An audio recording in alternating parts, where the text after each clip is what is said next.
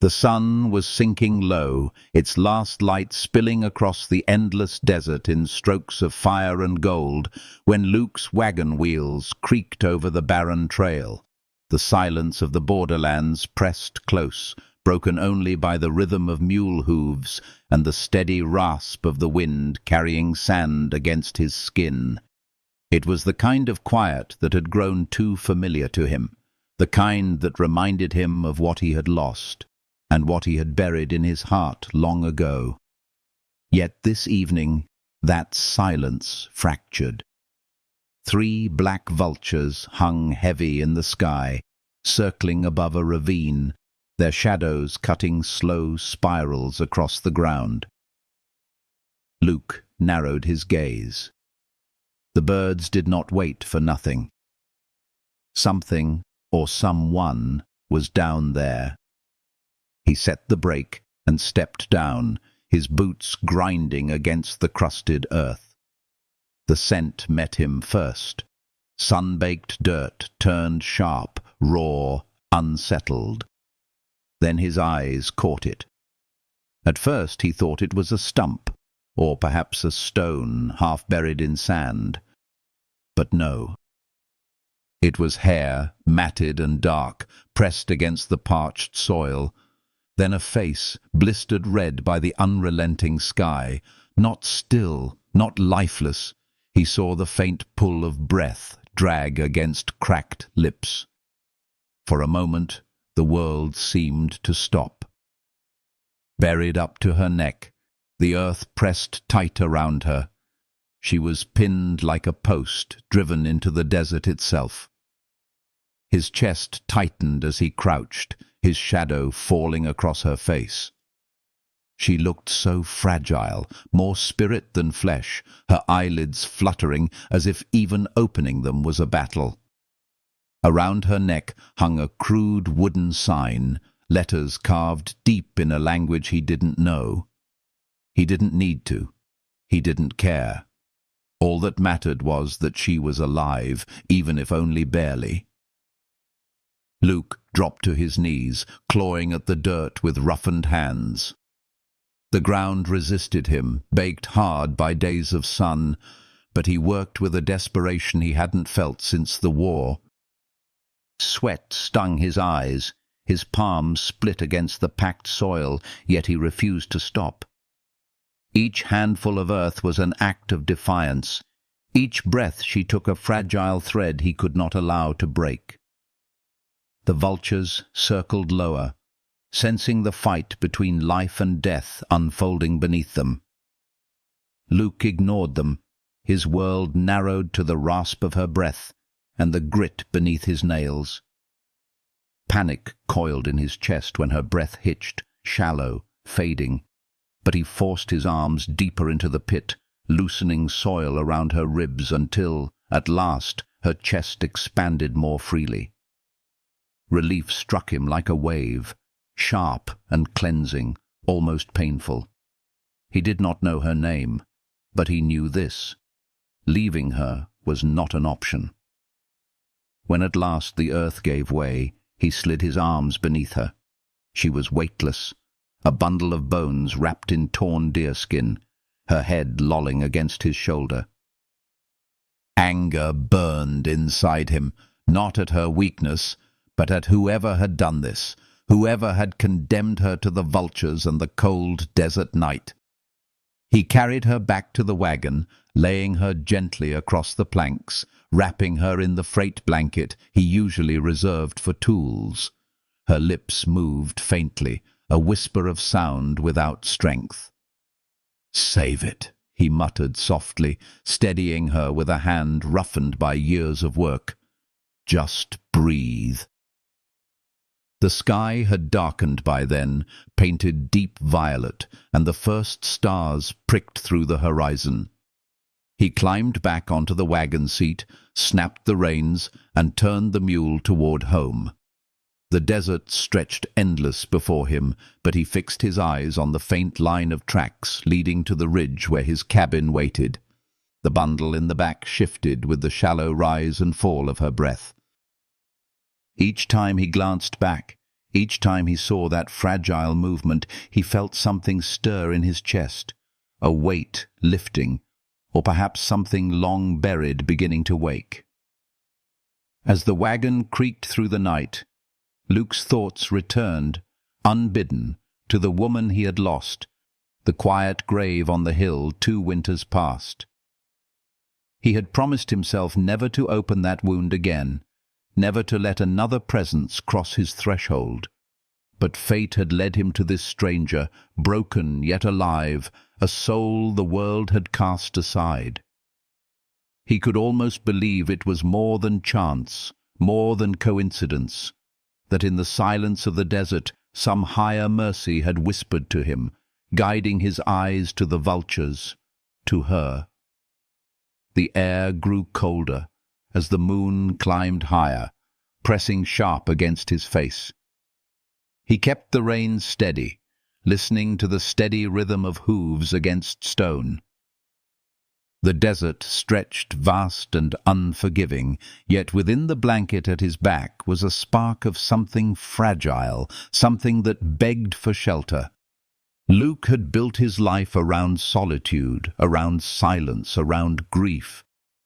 Yet now a stranger's shallow breath was undoing that silence, thread by delicate thread. When the cabin came into view, tucked against the ridge like a weary sentinel, Luke felt a heaviness settle over him. He had never brought anyone there since his wife's death, not even for a passing meal. But tonight he pushed open the door with his boot, carrying the fragile woman inside, laying her upon the cot that had remained untouched for too long. The air was colder within than without, and the silence pressed heavy.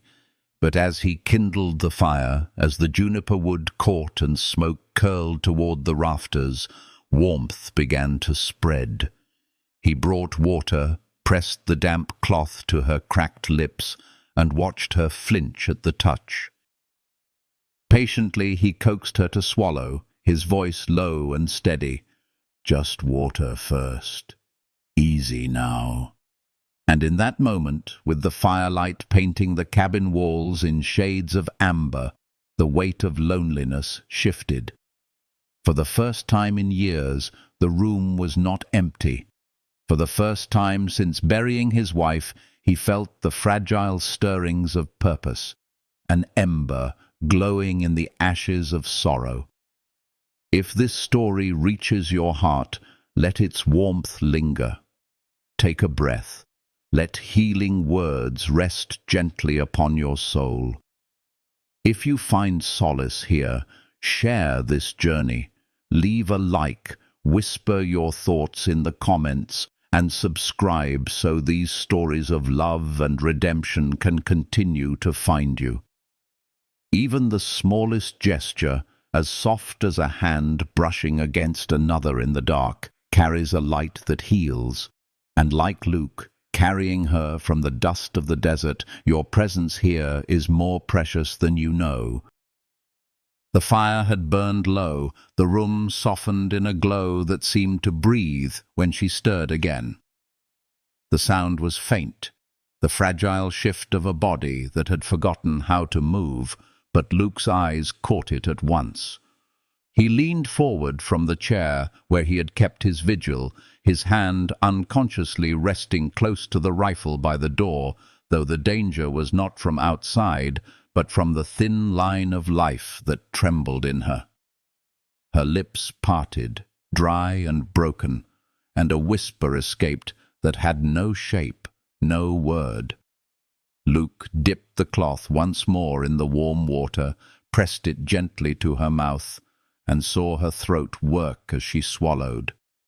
Relief swept through him, a quiet healing warmth, like dawn breaking after too many nights of frost. Morning bled into the cabin with a grey light, and Luke rose stiffly from the chair, his body aching with the strain of digging and carrying and waiting. He moved with the discipline of routine, stoking the fire, fetching water from the barrel outside, though his thoughts stayed anchored inside with her. When he returned, she was awake, her eyes following him across the room. They were wary but clear, dark pools that carried both pain and something older, something like endurance. He crouched beside her, ladling water into a tin cup. She hesitated, her trembling hand reaching, and he steadied it with his own. She drank only a little before sinking back, but the colour in her cheeks returned faintly, enough to make his chest ease. All through that day, Luke kept to his work, splitting wood, checking the fence, patching the roof before the storm season. Yet each time he stepped back inside, she was watching, her gaze tracing his movements as though learning the shape of his life. He found her sitting a little straighter by afternoon, her hands folding the blanket with care, her shoulders no longer collapsing beneath invisible weight. By evening, when the wind rose against the ridge, she rose too, slow and unsteady, but standing on her own legs. She swayed, and Luke's heart lurched, but he did not move to catch her. She caught the wall instead, breathing through the dizziness, steadying herself like someone reclaiming a piece of her soul. Then, without a word, she crouched by the stove and cleaned the ashes from the morning fire. Something in Luke shifted as he watched her. She was no longer just the woman he had carried from the grave of earth. She was claiming space in his cabin, in his silence, in the hollow he had lived with since his wife's passing. She worked without being asked, her motions deliberate, quiet, yet filled with dignity. Later, when he came in with an armful of wood, he found the floor swept, the kettle heating, the blanket folded. She stood by the fire, her back straight, her face unreadable, and for the first time he spoke not as a rescuer, but as a man offering place. "You don't owe me," he said softly, his voice almost lost beneath the hiss of the kettle. Her braid shifted as she turned, her eyes meeting his. And then came her first words, halting but clear enough. "I stay. I work." The simplicity of it, the weight of it, settled in him like rain on dry ground. He nodded once. That was enough. That night, when the fire burned steady, he set the wooden sign, the cruel mark she had worn around her neck, onto the table. The carved letters glared up at him in the flicker of flame. He did not know what they meant, but he knew they had condemned her. He resolved to ride to Bitter Hollow in the morning, to find someone who could tell him the truth. Yet another thought pressed harder. If someone had left her to die, someone might come looking.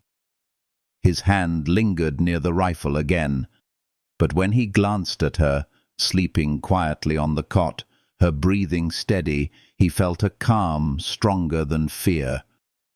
He would not send her away. The next day brought frost clinging to the edges of the water barrel, the air brittle and sharp. Luke saddled the mule, the wooden sign tucked inside his coat. She stood in the doorway, wrapped in the shirt he had given her, watching as he mounted. She did not ask, only watched, silent but strong. The road into town was rough, scarred by storms, yet his thoughts were heavier than the ruts beneath the wheels. Bitter Hollow was a small place, a place where word travelled faster than wind. He set the sign upon the counter of the general store, and the letters were read at last. Barren. Women who could not bear children were left to die. The word struck Luke harder than he expected, as though it carried a cruelty deeper than the desert. He slid the sign back into his coat, the weight of it pressing against him. He did not speak of where he found her. But already eyes followed him, whispers stirred, and by the time he left with flour and lamp oil, 3 riders followed him down the road, the deputy and 2 ranch hands. They warned him, their voices sharp with superstition. She was cursed, she would bring misfortune. Winter would not spare a man who harbored her. Luke reined in the mule, turned his face toward them, his voice flat but unyielding. "She's not your concern." The deputy studied him long, but when Luke's hand rested lightly on the rifle, the riders turned back. The warning lingered in the dust of their hooves. This wasn't over. When he returned, she was by the woodpile, her hair loose in the cold wind. She looked at him, then at the shadow on his face, and something passed between them, silent, steady. Inside, he set the sign upon the table. Her eyes fell upon it, her jaw tightening, but she did not flinch. He told her what it meant. She reached out, turned it over once, and set it down. "Burn it?" he asked. Her gaze held his. "No, leave." And so he left it, as she wished. That night, the cabin air felt heavier, weighted with unspoken truth. But when Luke lay upon his bedroll by the fire, listening to the steady breath of the woman who had chosen to stay, he felt no regret. The storm came quickly, snow and wind clawing against the walls, howling through the shutters. He secured the gate, the mule restless in the corral, then returned inside, his coat heavy with ice. She was by the stove, tending the fire, her movements calm, her face lifted when he entered. "Storm's coming fast," he said. She nodded, and silence enfolded them again, broken only by the scream of the wind. They ate together, beans simmering on the stove, the small table holding the fragile ritual of a meal shared. Yet, as night deepened, hoofbeats rose outside, muffled beneath the storm. Luke's hand went to the rifle before the second knock shook the door. Voices called, demanding she be sent out. He barred the door, his voice steady as steel. "She's not leaving. You come for her. Somebody's not riding back." The storm itself seemed to answer, driving snow hard between them, forcing the riders to retreat with curses lost in the wind. Luke shut the door, set the bar back in place, and leaned against the wood, his breath hard, his jaw set. When he turned, she was standing by the table, pale but steady. "They'll come again," she whispered. "Yes," he answered. "Let them." Later, as the fire glowed low, he took a block of juniper and began to carve. The scent of fresh wood filled the cabin, soothing and warm, a healing balm against the night's violence. She watched him without question, and he worked without words, both of them wrapped in a silence that was no longer empty, but alive. At dawn, when the storm had passed and the earth lay beneath a clean sheet of snow, Luke hung the plaque he had carved above the door. One word burned deep. Carrion. His name. She touched it gently, her fingers lingering as though to anchor herself to something she had decided to belong to. In the days that followed, rhythm returned. He mended fences, she swept floors, he split wood, she baked bread. They moved like two branches growing toward the same light, separate yet entwined. One evening, he repaired her torn dress by the fire, his big hands clumsy but careful, each stitch an offering of care. She watched, her gaze soft, her breath calm, until at last she whispered her own name, Sana. The sound of it filled the cabin like music, gentle and healing, a promise carried on the firelight. He folded the embroidered cloth she later made and slipped it into his pocket, close to his heart. By the time the snow began to thin on the slopes, The silence between them had become something different. Not emptiness, but shelter.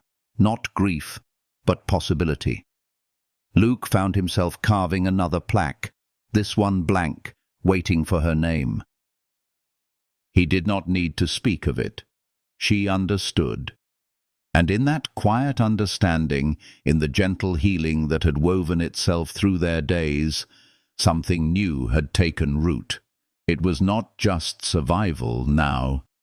It was home. The thaw came slowly, as though winter itself was reluctant to loosen its grip. Each morning, when Luke stepped outside, the earth smelled different. Damp, fertile, carrying the quiet promise of change. He had grown used to the bite of frost, to the way the ridge seemed locked in silence, but now he could hear water trickling again, feel the softened soil beneath his boots, see tender shoots rising where snow had once pressed them down. Inside the cabin, Sana moved with new certainty. Her steps were no longer hesitant, her eyes no longer clouded by fear. She ground corn on the worn stone, tended the fire with careful rhythm, and began setting aside seeds she found in his stores, lining them up neatly on the shelf. Her hands, once raw from bindings, now worked with purpose, steady and sure.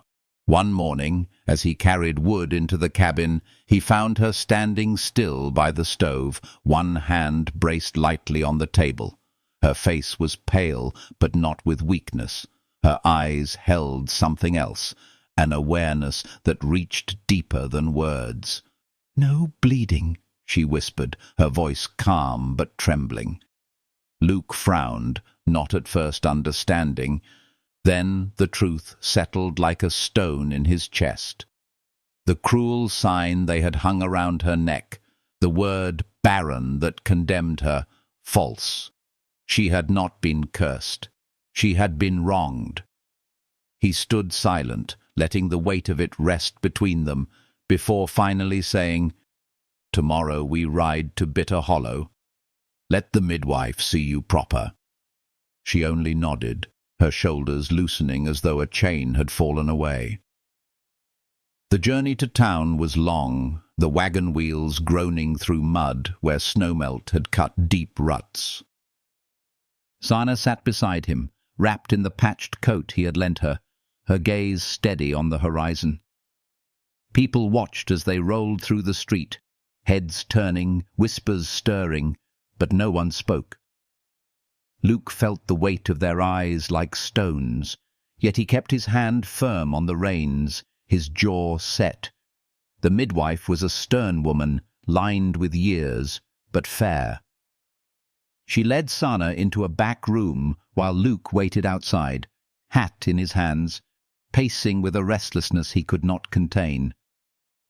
The minutes stretched thin, each one tightening around his chest, until at last the midwife returned.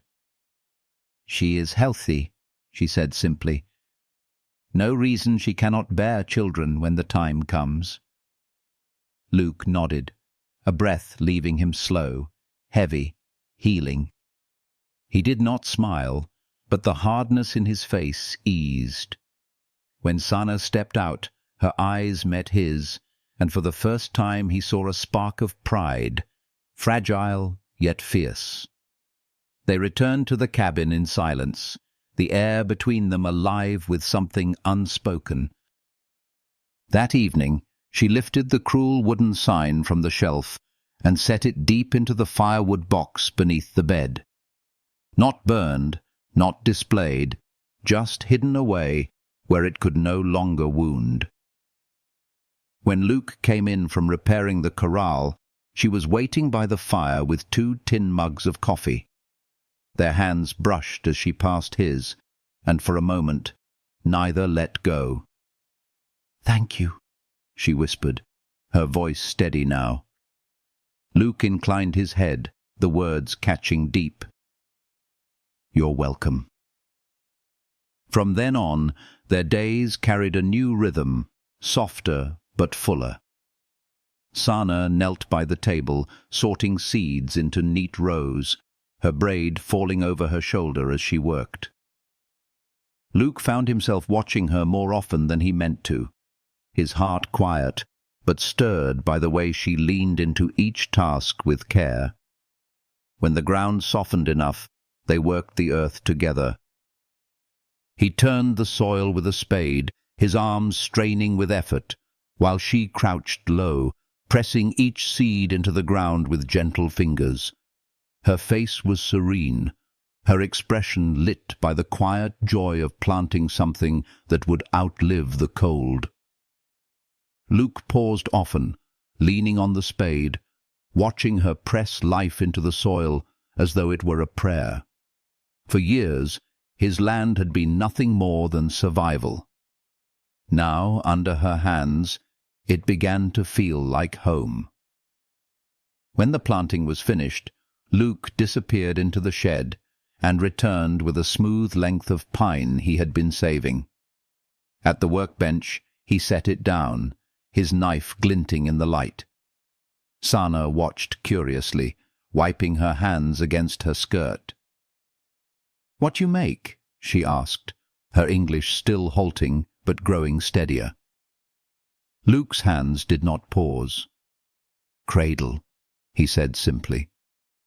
She blinked, surprise softening her face, then slowly nodded. No smile, not yet, but her gaze lingered on him, tender and healing, as though the single word had reached into the deepest part of her. Through the afternoon, he carved the wood, shaving curls that fell to the floor in pale ribbons.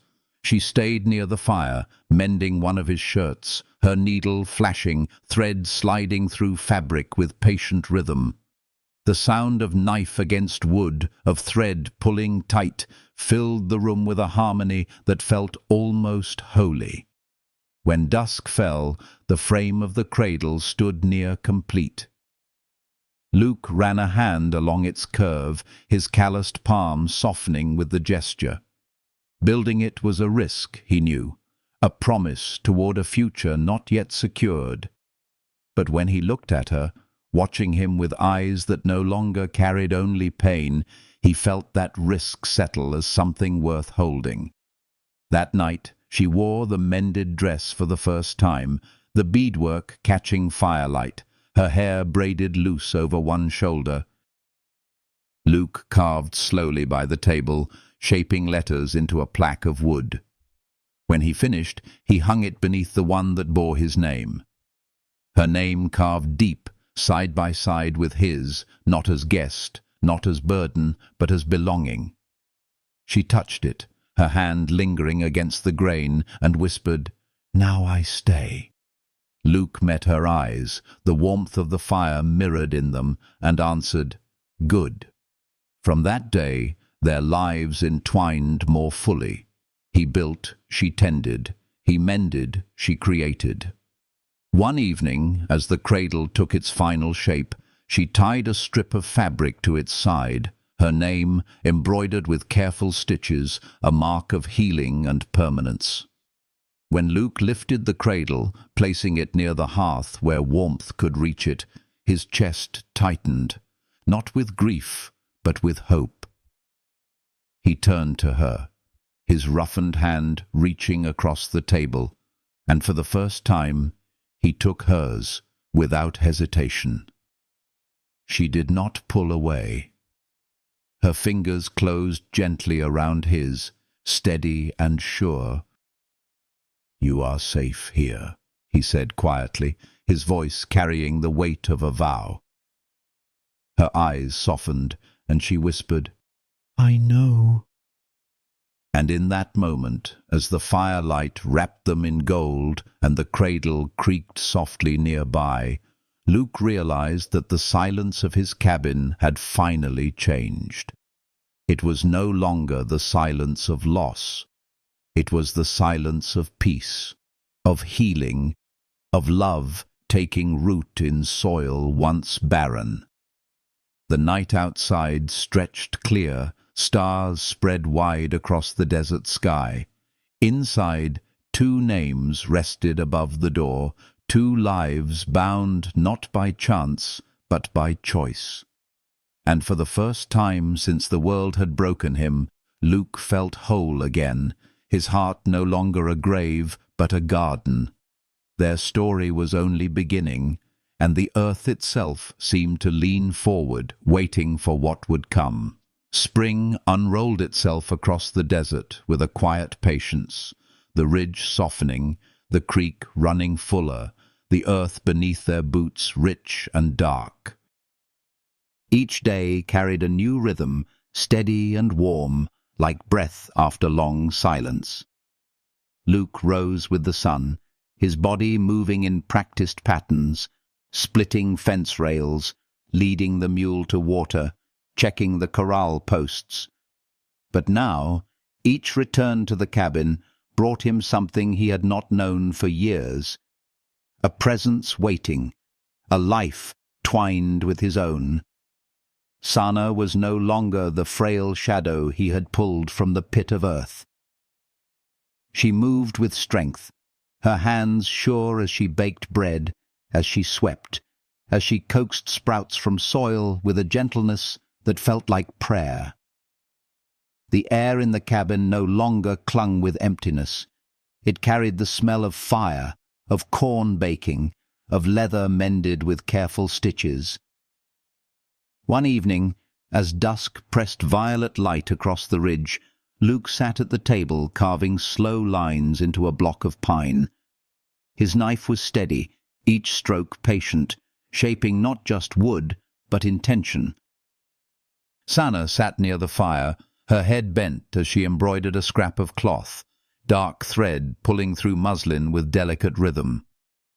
When she finished, she crossed to him and placed the square in his hands.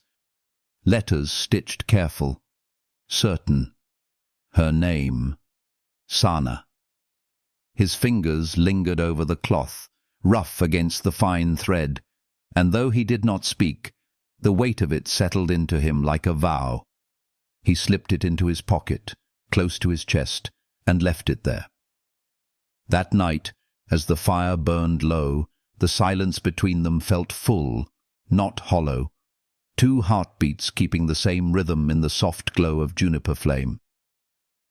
By March, the thaw had freed the soil, and together they worked the small patch behind the cabin. Luke turned the earth with his spade, muscles straining, while Sana crouched low, planting beans and corn, her hands pressing life into the ground with quiet reverence. The earth crumbled beneath their fingers, black and rich, carrying the promise of harvest. Luke paused often, watching her face, the focus in her eyes, the way her hair slipped loose over her shoulder. It stirred something in him deeper than words, something that had slept for years. When the last row was planted, they stood together side by side, their boots dark with soil, the smell of wet earth rising around them. For the first time, Luke felt the cabin was not just a shelter. It was a home, a place being remade with healing hands. Inside, the cradle neared its final form. Luke's knife moved slow, shaving the pine until its curve was smooth, its frame strong. He placed it near the hearth, letting the firelight catch on its edges. Sana tied the embroidered strip to its side, her name a mark of belonging. He stood back, his heart tightening with something unfamiliar, not grief, not fear, but hope that felt almost too sharp to hold. That evening, when he sat across from her at the table, his hand reached for hers without thought. She let him, her fingers closing softly over his, her touch light yet steady. The warmth of it spread through him like spring sunlight, thawing the cold places that had lived inside for too long. Their nights changed after that. Luke no longer unrolled his bedroll by the fire. Instead, he sat in the chair until Sana lay down, then crossed to the cot when she shifted aside to make space. They said nothing, but when her head found his shoulder and his arms settled around her, silence itself spoke. The fire burned low, the cradle creaked softly, and for the first time in years, he slept without the weight of loneliness pressing against his chest. Healing had entered his life not with thunder, but with the quiet rhythm of shared breath. Days slipped forward, and the land awakened around them. Shoots stretched green across the soil, the creek sang louder, and the desert sky widened with light. Luke built stronger fences, mended the roof, sharpened tools dulled by long winters, while Sana filled the cabin with her presence. Her laughter came rarely, but when it did, soft, almost shy, it filled the air like music, as though the cabin itself leaned closer to listen. At times she brushed past him, her hand grazing his arm, her hair catching against his shoulder. Each touch was small, fleeting, yet it left warmth behind that lingered long after. One afternoon, while he worked leather at the bench, he noticed her watching him. She stood near the window, light pouring across her face, her expression unreadable yet tender. Without words, she crossed to him, placed her hand lightly over his, and guided the needle through the strap he was mending. It was such a small act, yet Luke felt it strike deeper than any battle wound, deeper than any grief he had carried. It was connection, quiet and certain, stitching them together as surely as the thread through leather. The nights grew softer. Sometimes they sat together in silence, her head resting against his chest while the fire crackled low. Other times she embroidered while he carved, the two of them working in harmony, their tasks ordinary yet wrapped in intimacy. The cabin that had once been a place of mourning became a place of healing. He had not planned this, had not sought it, but now he could not imagine the room without her presence, the cot without her form, the silence without her breath moving through it. One morning, when Luke hung a new plaque he had carved, her name etched deep, placed beside his over the door, she touched it, her fingers tracing the letters, and turned to him with a quiet nod. "Now I stay," she said again, her voice steady. Luke's chest ached with the weight of it, the simplicity, the truth. He nodded once, his voice low. "Good."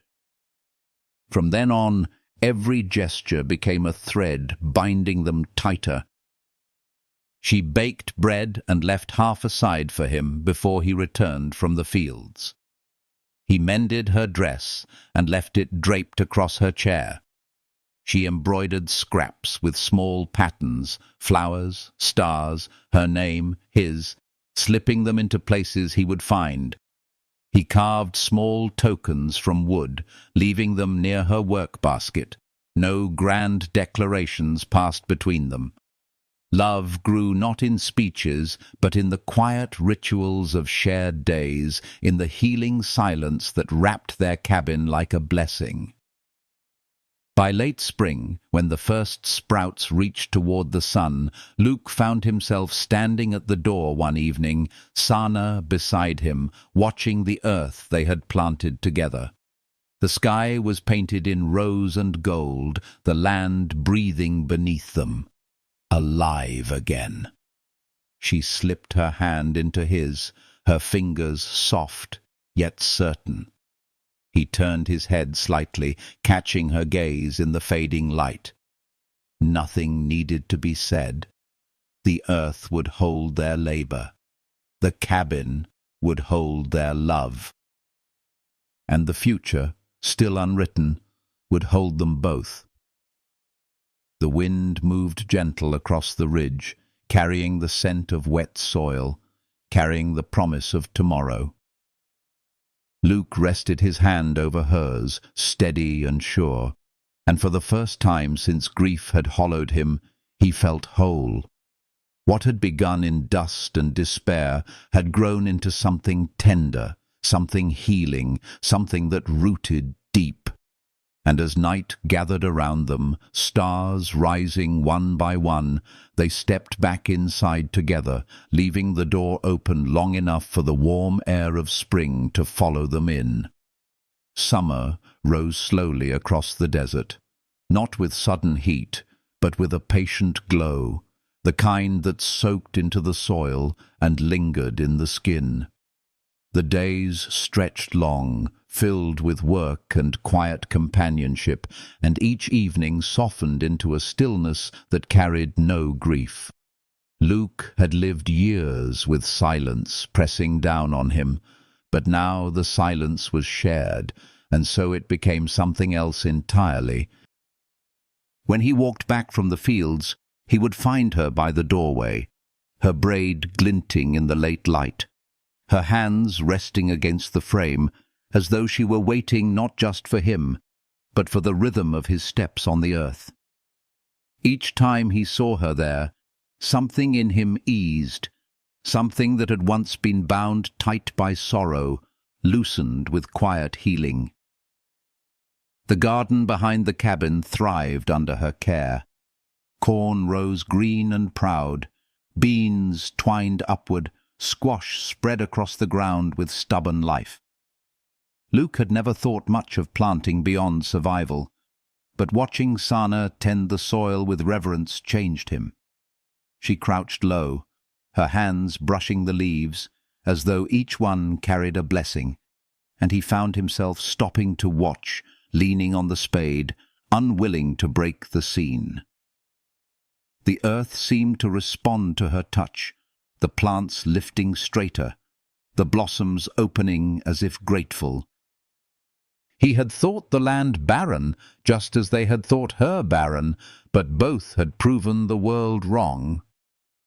One evening, after a day of mending fences beneath a blazing sky, Luke returned to find her by the hearth, her dress catching the firelight, her hands busy shaping dough for bread.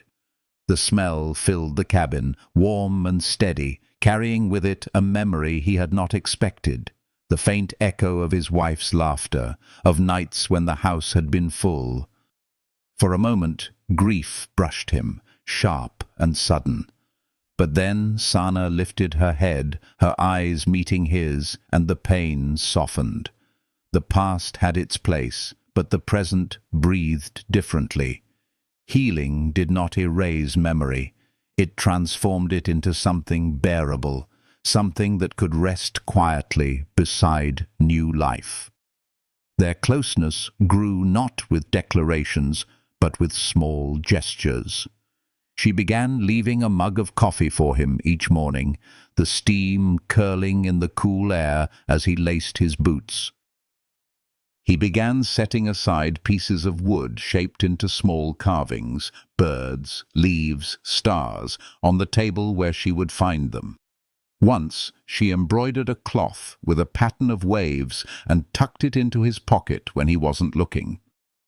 He discovered it hours later while working the fence and found his hand resting over it, his chest strangely lighter.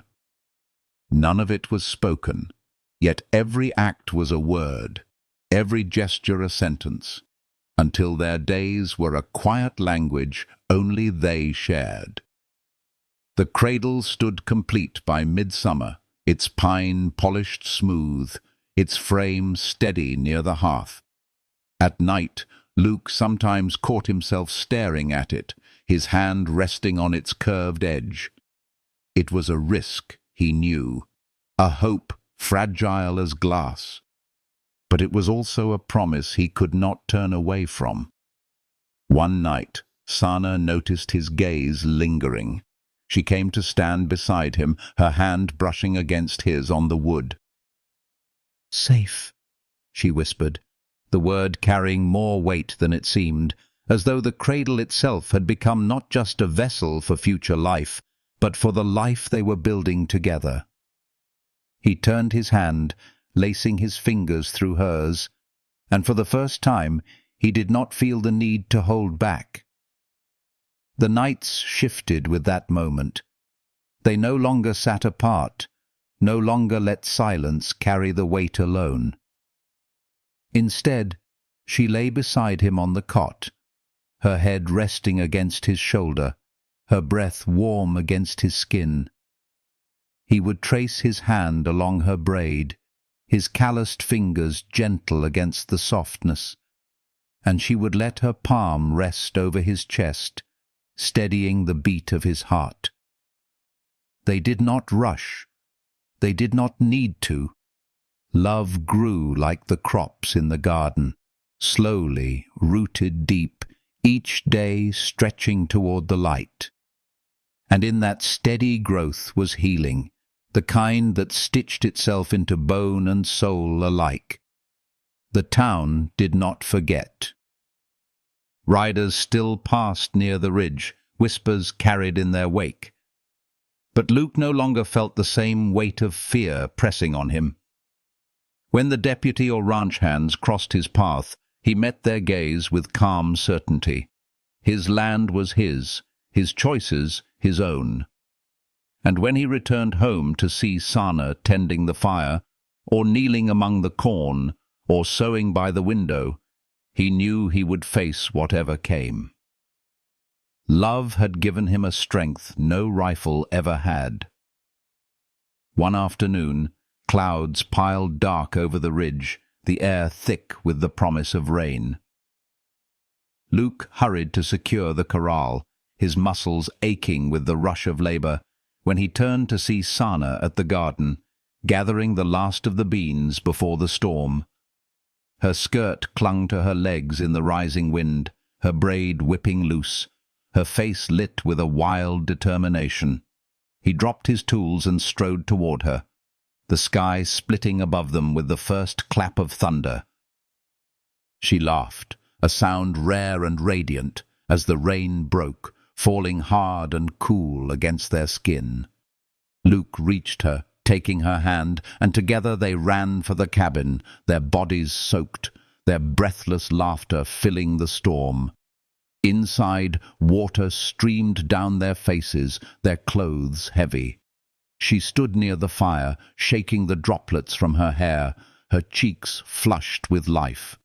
He watched her, his heart pounding not from the storm, but from the sudden clarity of what he felt. Crossing the space between them, he cupped her face in his rough hands, his thumb brushing the line of her jaw. She did not pull away. Instead, she leaned into his touch, her eyes searching his, steady, certain. The kiss that followed was not hurried, not desperate. It was slow, tender, healing, a promise shaped in warmth.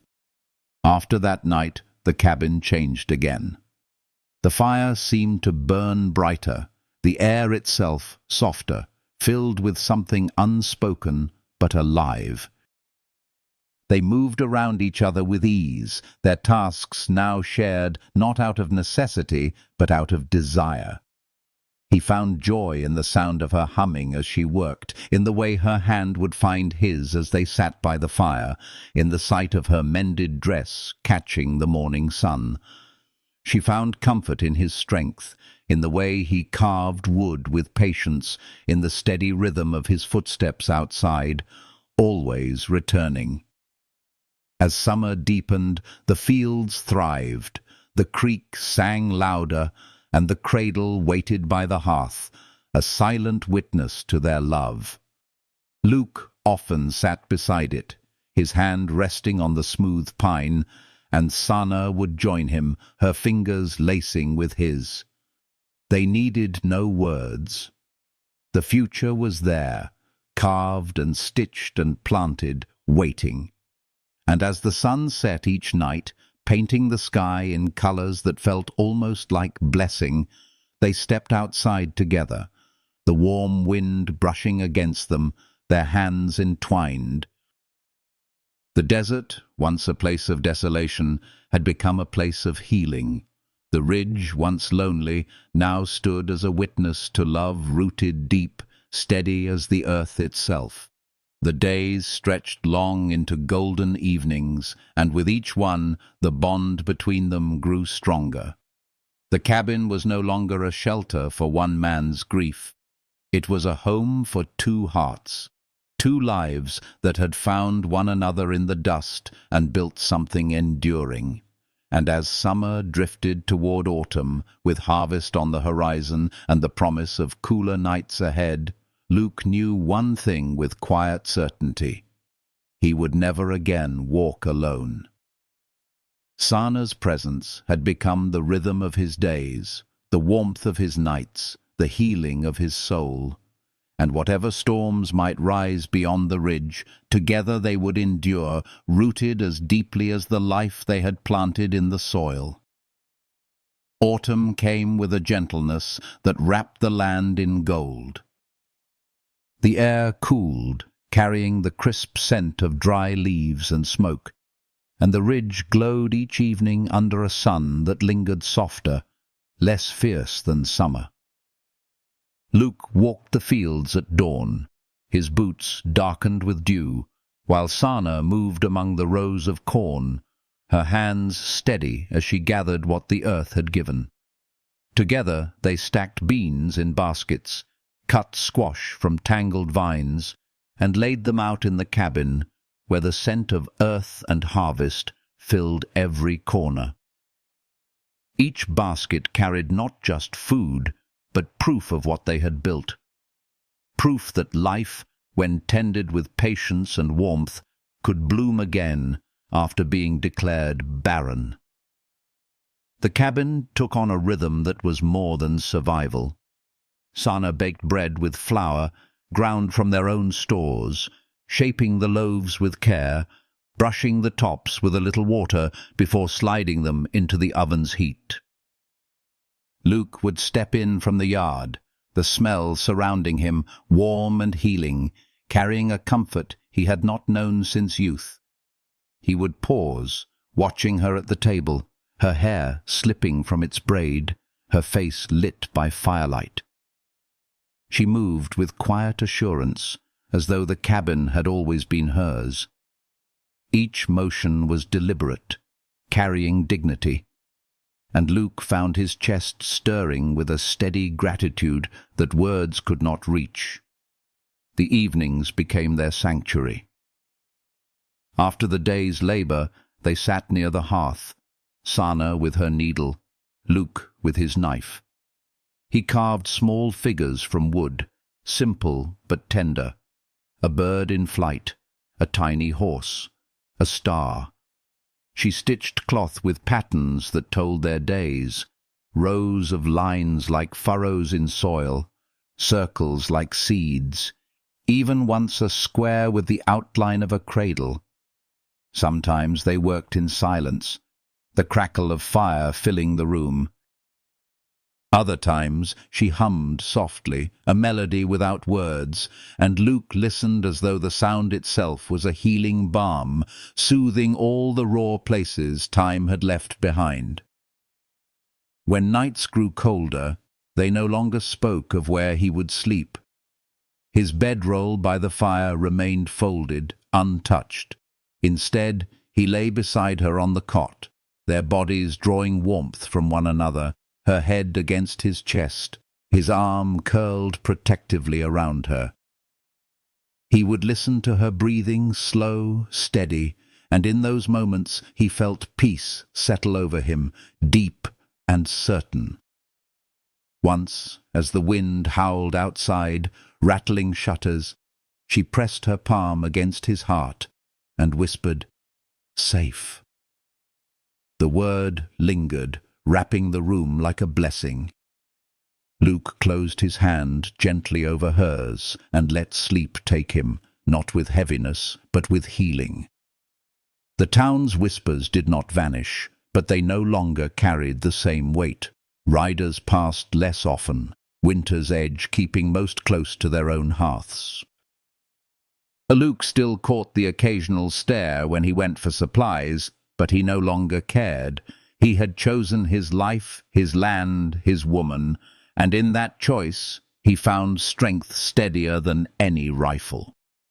When he returned from Bitter Hollow with flour, salt, and lamp oil, Sana met him at the door, her eyes searching his face for the shadow of conflict. Finding none, she reached to take the bundle from his arms, her hand brushing his. Their gazes held for a moment, quiet and sure, the kind of look that said more than words. Harvest passed into shorter days, frost creeping back at the edges of the ridge. Together they stored corn, salted meat, stacked wood high for the winter to come. Luke repaired the roof with thick planks, while Sana dried herbs, hanging them from the rafters so that the cabin filled with the scent of sage, thyme, and juniper. The room felt alive, warm, wrapped in healing smells that seemed to guard against the cold pressing outside. When snow finally fell, blanketing the land in silence, the cabin glowed with firelight and laughter so rare and precious it seemed to bend time itself. One evening, as snow whispered against the windows, Luke sat at the table finishing a carving. It was a plaque, smooth and strong, the letters burned deep, her name alongside his. He lifted it, hanging it firmly beneath the first plaque he had carved. Sana came to stand beside him, her hand resting on the wood. She said nothing at first, only leaned into him, her shoulder brushing his. Then, softly, she whispered, "Home." The word filled the cabin, filled his chest, filled every space that grief had once hollowed. He turned, pressed a kiss against her temple, and breathed in the healing warmth of her presence. Their love deepened in ways simple yet profound. She learned the rhythm of his steps outside. He learned the cadence of her humming as she worked. She would set aside the softest part of the bread for him. He would carve handles smooth so her hands would not blister. At night, when they lay side by side, he would trace the line of her hand, memorizing it as though it was scripture.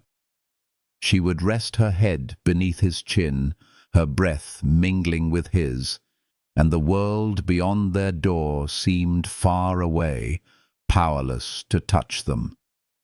As the year turned, Luke realized the seasons no longer felt like empty markers of time. They were chapters in a story, each one carrying them forward, each one binding them tighter. The man who once lived only for work and silence now lived for the sound of her voice, the warmth of her touch, the sight of her smile, faint as dawn. And the woman who had been buried in dust now stood alive, radiant, carrying dignity, carrying love. Together they had remade not just a cabin, not just a life, but each other. The snow outside lay untouched, clean as a promise. Inside, two souls rested near the fire, their hearts steady, their love rooted, their silence filled with healing warmth. And as night deepened, Luke knew with certainty that what had begun as chance in the desert had become destiny. Two names carved side by side, two lives bound in the quiet eternity of love that endured beyond sorrow, beyond fear, beyond the desert itself. Winter loosened its grip slowly, like a hand reluctant to release what it held. The days stretched a little longer, the frost melted quicker on the ridge, and the creek began to sing with a voice fuller than before. Luke felt it each morning when he stepped outside, the scent of damp soil rising, the faint green of shoots breaking through the thaw.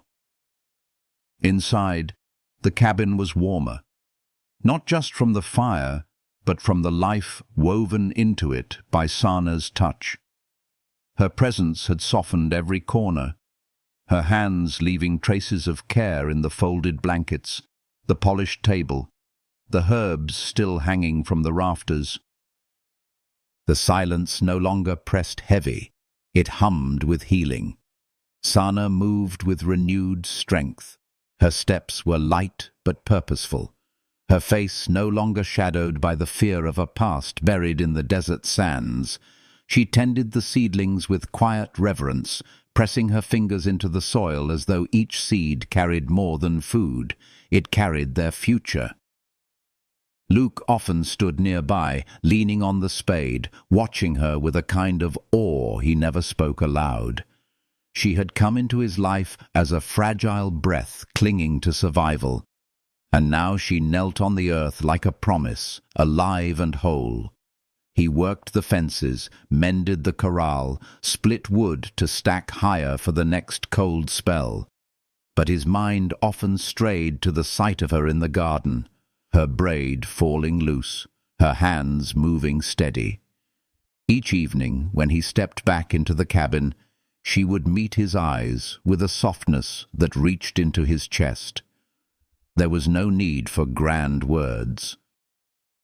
Love had grown in the rhythm of shared days, in the healing silence that wrapped them like a cloak. One afternoon, as sunlight slanted gold across the room, Sana brought him a piece of cloth. She had embroidered it with careful stitches, a pattern of stars and waves, symbols of journeys and beginnings.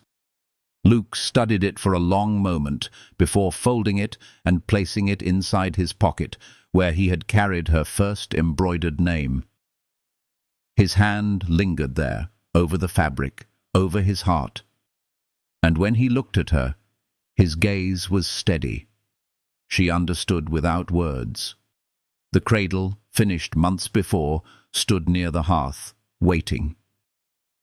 Luke sometimes rested his hand on it in quiet thought, not with impatience, but with reverence. It was more than a vessel for what might come. It was a symbol of what already existed, love carved into wood, shaped by hope and healing. One evening, Sana joined him, her fingers brushing against his on the cradle's edge. Their eyes met, and she whispered, "Life," her voice tender, steady. He nodded, his throat too thick for words. The cabin held new rituals. In the mornings, she would place a mug of coffee by his hand before he stepped outside. At night, he would leave a carving on the table for her to find. A small bird, a flower, a heart shaped from pine. Their lives spoke in gestures, in offerings exchanged without demand. The bond between them deepened, not in sudden bursts, but in steady layers, like rings in a tree, each one marking the passage of time, each one carrying strength. When the town stirred again with whispers, Luke faced them with calm resolve. He no longer feared the looks, the warnings, the talk of curses. His life was not theirs to judge. He had chosen, and that choice had remade him. When he returned from Bitter Hollow with supplies, Sana met him at the door, her hands brushing the snow from his coat, her gaze resting on him with quiet pride. Together, they carried the bundles inside, their movements seamless, their silence alive with warmth. One night, as wind pressed against the shutters, Luke lay awake beside her. She slept with her head against his chest, her breath steady, her hand resting over his heart. He traced his fingers along her braid, his thoughts wandering to the years before, to the hollow silence he had lived in, and then to now, the weight of her against him, the warmth of her touch, the healing woven into every breath. He whispered her name once, softly, not to wake her, but to let the word itself rest in the air. It felt like prayer. Spring deepened, and with it their bond. The earth outside was alive, green and fertile, and so too was the space between them. They planted together, side by side, their laughter rare but true, carried on the breeze. Luke found himself smiling more often, quietly, when she caught his gaze. Sana began to hum as she worked, melodies that filled the cabin with music sweeter than any he had known. Evenings ended with their hands entwined, sitting by the fire, the cradle steady nearby, the plaques with their names watching over the door. When the first blossoms opened along the ridge, Luke and Sana stood together at the threshold of the cabin, watching the land awaken. Her hand slipped into his, fingers soft, certain. He turned his head slightly, catching the calm strength in her eyes. The desert had once sought to bury her, to silence her. But here she stood, alive, loved, her soul shining with quiet resilience. Luke pressed a kiss against her hair, his arm tightening around her. The future waited, not with fear, but with promise. The wind carried the scent of earth and flowers. The creek ran louder with melted snow, and the sky widened above them, vast and clear. Inside, the fire glowed, the cradle waited, and their love stretched steady as the land itself. Healing had taken root in both of them, growing deeper each day, and as the seasons turned once more, they stepped forward together, two souls who had found life again, not in grand miracles, but in the quiet, unyielding power of love. The seasons folded into each other, and time became less a measure of days and more a rhythm of shared life. The ridge no longer felt desolate. The land that once seemed harsh and unforgiving now breathed with abundance, shaped by their labor, softened by their love. Luke rose each morning with a steadiness born not from routine alone, but from knowing that when he stepped back through the cabin door, warmth waited. Her eyes, her presence, her quiet smile. Sana had become not only part of his home, but the very soul of it. Her touch woven into every plank of wood, every row of earth, every breath of fire in the hearth. The garden thrived, and with it their bond. Corn swayed in the summer breeze, beans stretched toward the sky, and squash spread rich across the soil. At harvest, they knelt side by side, hands brushing as they gathered the fruits of their work. Each touch lingered, each glance carried the weight of what they had built. Luke remembered the day he had first seen her half buried, a breath away from death. To stand with her now, strong, alive, her hands stained with soil and her face flushed with the light of life, it felt like a miracle carved not by chance but by grace. Evenings were filled with a peace he once thought lost forever. The cradle stood near the fire, polished smooth, waiting. Sometimes he found himself resting a hand on its curve, not with impatience, but with reverence, as if it already held the future. Sana would come beside him, her hand brushing against his, her eyes filled with quiet knowing. They needed no words. Love spoke through presence, through the healing silence that bound them. At night, when she lay against him, her breath soft against his chest, Luke felt himself whole in a way he had never thought possible. The storms that had once threatened seemed distant now. The riders who had come with warnings had vanished into silence, unable to break what had been forged. Whispers in town carried no weight here, beyond the ridge. Their cabin stood firm, their love unshaken. Luke no longer carried fear in his chest. Instead, he carried certainty. What they had was theirs alone, and nothing could take it from them. Sana's presence was no longer shadowed by pain. She had begun to laugh more often, her voice light as birdsong, and each time it filled the room, Luke felt the years of grief inside him loosen further, healing with a gentleness that words could not capture. On quiet afternoons, Luke carved while Sana embroidered, their hands busy, their silence companionable. She stitched small patterns, flowers, stars, waves, while he shaped wood into figures. Once he carved a small heart and placed it by her sewing basket. She found it hours later, her fingers tracing the grain, her lips curving into the faintest smile. She slipped it into her pocket and left it there, close to her, as if carrying a piece of him wherever she went. The simple exchange carried more than any vow. It was love lived in the details, steady and true. As autumn returned, the ridge glowed with amber light, the air crisp, the creek running fuller.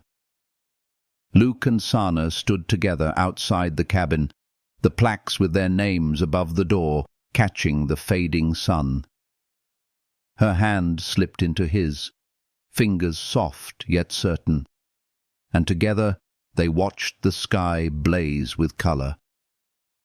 "Home," she whispered, and Luke pressed a kiss against her hair, his arm tightening around her. The word was not just a place, it was them, two souls once broken, now bound in healing. Inside, the fire glowed, the cradle waited, the air filled with the scent of bread and wood smoke. Luke looked around the cabin and saw no emptiness, only life. He turned to Sana, her face lit by the glow, her eyes steady on his, and he knew with certainty that everything he had once thought lost had been returned, not in the same form, but in something new, something even more enduring. The silence that had haunted him had become a silence of peace. The loneliness had been replaced by belonging. The wound of grief had been stitched by love. As winter whispered once more against the shutters, they sat side by side near the fire, their hands entwined. Luke felt the rhythm of her breath, the steady beat of her heart against his arm, and he knew that whatever seasons lay ahead, whatever storms might rise, they would endure. Not because the world was easy, but because love had rooted itself deep in them, strong and unyielding. The desert had once tried to bury her. Grief had once tried to bury him. But together they had risen, and together they had built a life.